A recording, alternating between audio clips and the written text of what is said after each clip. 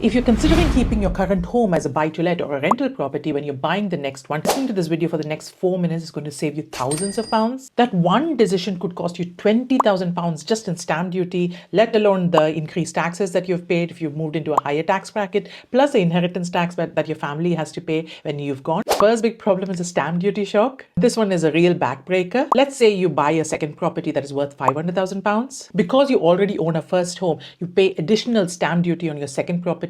It used to be 3% till recently, but now it's an additional 5% of stamp duty. So for your 500,000 property, if you didn't have a second property, your stamp duty would be £15,000, whereas with an additional stamp duty of 5% is £40,000. Next is the additional taxes that you may be paying.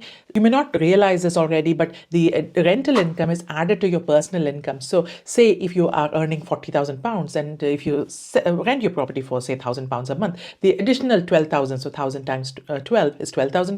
The additional £12,000 could push you into a higher tax bracket. So instead of paying 20% on your rental profits, you're actually paying 40%. And let me not even touch the 100,000 tax threshold. If you cross over the 100,000 threshold because of your rental profits, your tax is 60% instead of 40 or 45%.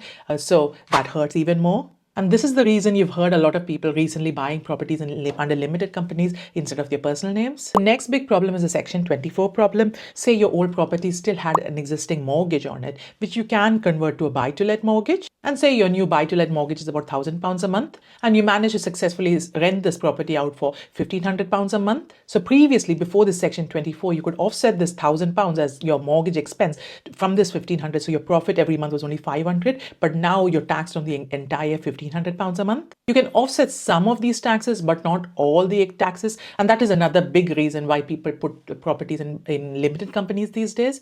The next problem is the inheritance tax problem. I hardly hear anybody talking about this, and this is a real big issue in my eyes.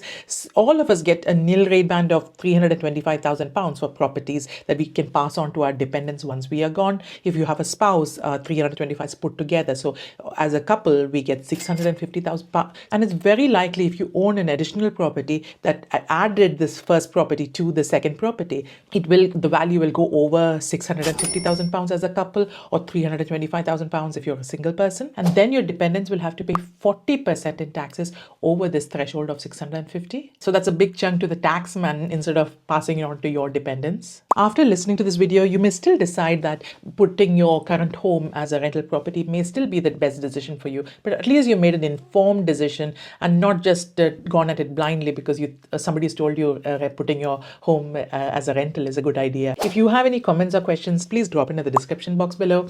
If you think there's a friend or a family member who's thinking of putting the house as a rental, please forward this to them, and you may save them thousands of pounds. I'll see you in the next video. Bye.